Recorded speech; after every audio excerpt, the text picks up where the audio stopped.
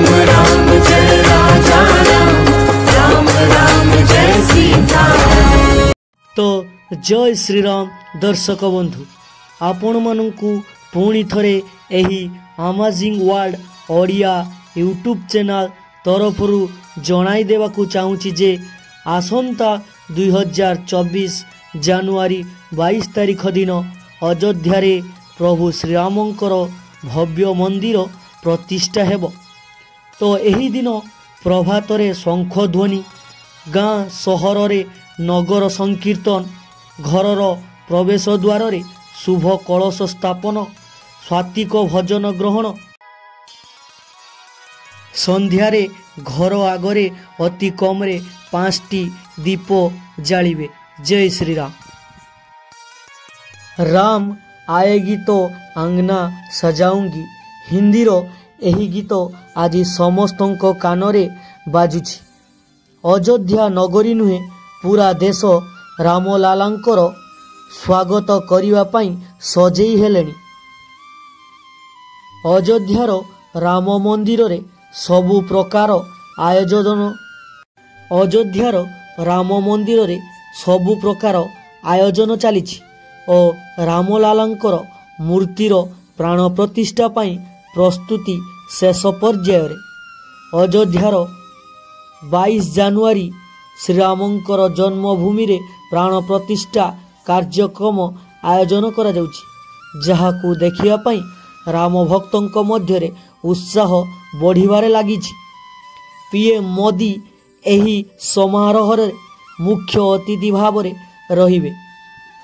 नमस्कार दर्शक बंधु, आपण माने देखुछंती amazing world Odia YouTube channel. आज आमे आपणंकु आउ थरे जणाइबाकू चाहूछु अयोध्यार चमत्कार घटना विषय, जहाकू देखी एवं सुनी समस्तंकु विश्वास करिया पई असंभव होई पड़िबो।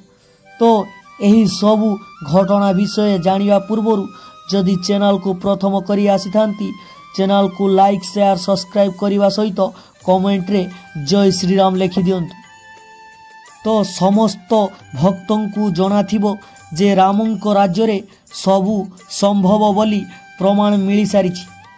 भगवान श्रीरामंक मंदिर अयोध्या रे निर्माण सरी जाइछि एवं मंदिर रे श्रीरामंकर प्रतिष्ठा दिवसर तारीख पाखई आसीबारे लागिछि। आउ सही तारीख जेते पाखई आसीबारे लागिछि सेमिति सेमिति अयोध्या रे चमत्कार देखिबाकू मिलिछि। जेपरी जाम्बवंत तांको सेनांक सहित अयोध्या रास्ता रे जाउथिले, एहा परे जटायु तांकर सेनांक सहित अयोध्या रे पहुंची जाइछंती। से मध्य श्रीरामंकर प्राण प्रतिष्ठा उत्सव देखिबाकू आसिछंती। एबे मु एही वीडियो रे आपण मानंक पई एक अद्भुत एवं आश्चर्यर विषय को नहीं उपस्थित होइछि, जेउ आश्चर्य देखी देशर समस्त वैज्ञानिक मध्य चिंतारे पड़गलेनी। तांको विज्ञानर कौनसी बुद्धि काम करू नहीं, जहाँकि लक्ष लक्ष वर्ष पूर्वे जीवित थिबा जाम्बवंतंकर सैन्य माने मध्य भगवान श्रीरामंकर दर्शन करिया पई अयोध्या रे पहुंची जाइछंती। आपण माने जानिकी आश्चर्य हेउथिबा जे एकथा केमिति संभव होई पारिछि। तो हाँ दर्शक बंधु, मु कहिबाकू जाउछि एही सबु घटनार सत्यासत्य विषय रे। अयोध्यार 22 जानुआरी महोत्सव को देखिबा पई जाम्बवंतंकर सैन्य माने पहुंची जाइछंती। भालू राजा जाम्बवंत नाम तो आपण माने जानिथिबे। एहा बहु परिचित नाम, जेउठारे रामायण कथा उठे सेठी जाम्बवंतंक नाम निश्चय आथिबो। तो दर्शक बंधु, सत्य जुगरे ब्रह्मादेवंकर असुरु जन्म होइथिले जाम्बवंत। जाम्बवंत महाशक्तिशाली थिले, बहुत बलवान मध्य थिले एवं से 7 अवतारंकर सेवा मध्य करिथिले। भगवान श्रीरामंकर जेतेबेले जन्म होइतिला, जाम्बवंत सेतेबेले तांकर सेवा भक्ति रे तांकु पूजा करिथिले। जाम्बवंत भगवान रामंकर लीगल एडवाइजर रूपे समस्त को जनाशुना से राम को सबुबले भल उपदेश दौले। जाम्बवंत जड़े छोट योद्धा नुहंती, जाम्बवंत महाभट्ट योद्धा थिले। हनुमानंकठू भी शक्तिशाली बलवान और पराक्रमी वीर जाम्बवंत कौनसी साधारण भालू नथिले।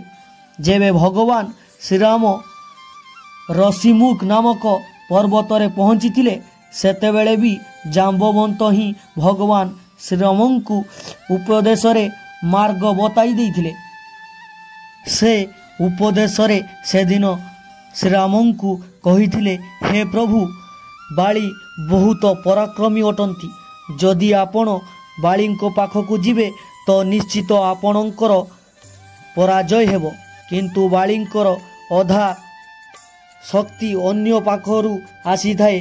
बाली को मारिबा एते सामान्यकर कथा नुहे। बाली को मारिबा पाई जेउ व्यक्ति 7 वृक्ष को गोटिए बाणरे नष्ट करिदेव, तापरे भगवान राम ताहा परीक्षा कले एवं 7 वृक्ष को एका थररे नष्ट करि दिथिले एवं बाली को मारिबारे सफल होइतिले। एबे मु आपणंकु कहिबी, जेतेबेले माता सीता को खोजिया पाई बानर मानंकु एपटे सेपटे पठा जाउथिला, सेतेबेले जाम्बवंत हनुमान अंगद भी सैन्यक भली काम करिथिले। तो हाँ दर्शक बंधु, भगवान श्रीराम कहती, शुण जाम्बवंत, तुमे दक्षिण दिग को जाई सीतांकर खोज आरंभ कर दियो। जेतेबेले जाम्बवंत को सीतामाता खबर जटायुंको बड़ भाई संपाति कहीदेले, सही समय बानर माने समुद्र को पार करिया पाई चाहुतिले। सेतेबेले जाम्बवंत स्वयं निजर बल नियम करी कहिले, जेतेबेले बालींको सहित छलना करिया पाई भगवान श्रीहरि विष्णु वामन अवतार धारण करथिले, एही समय रे मु बहुत तरुण थिली, किंतु एबे मध्य मु 95 ओजन समुद्र को लंघी पारिबी। एहा द्वारा जानी पारुथिबे जाम्बवंत केते शक्तिशाली थिले। भगवान श्री रामंकर लीगल एडवाइजर रूपे जाम्बवंत काम करुथिले। से तांकु सबुबेले सद उपदेश देउथिले। जेबे राम और रावणंकर युद्ध आरंभ होइतिला, सेतेबेले भगवान श्रीरामंकर सेना लंकारे पहुंची सारिथिले। सेठी मध्य जाम्बवंत जी भगवान श्रीरामंक उपदेश को मानिथिले। एबे जदि आमे जाम्बवंतंकर युद्ध भूमि कथा कहिबा तो से कोनोसी छोट योद्धा नथिले। जेबे रावण पराक्रमी पुत्र मेघनाद भगवान श्रीरामंक सेनांक उपरे नाग अस्त्र प्रयोग करथिले, नाग फासरे समस्ते बांधी हो जाइतिले सेदिन, जहाँकि रामायण रे लेखा जाइछि। केवल एक वीर योद्धा शेष पर्यंत थिले, से हेउछंती जाम्बवंत, जिए कि मेघनादंकु भूमि रे पकाई गोटी हातरे बुलाई लंका को पठाई देथिले। राम रावणंक युद्ध रे जेतेबेले रावणर बध हेला, ता पूर्वरु रावण सहित मध्य जाम्बवंतंकर युद्ध होई सारिथिला, किंतु रावण मध्य जाम्बवंतंकर प्रहार को सह्य करि पारि नथिला सेदिन। एहा परे कुंभकर्णंक सहित मध्य जाम्बवंतंकर युद्ध होई सारिथिला। कुंभकर्ण मध्य जाम्बवंतंकर प्रहार को सह्य करि पारि नथिले सेदिन। तो एहीपरि भावरे सबु कार्य गुड एडवाइजर रूपरे भल उपदेशक रूपरे जाम्बवंत सबुबेले प्रभु श्रीरामंक पाखरे थिले।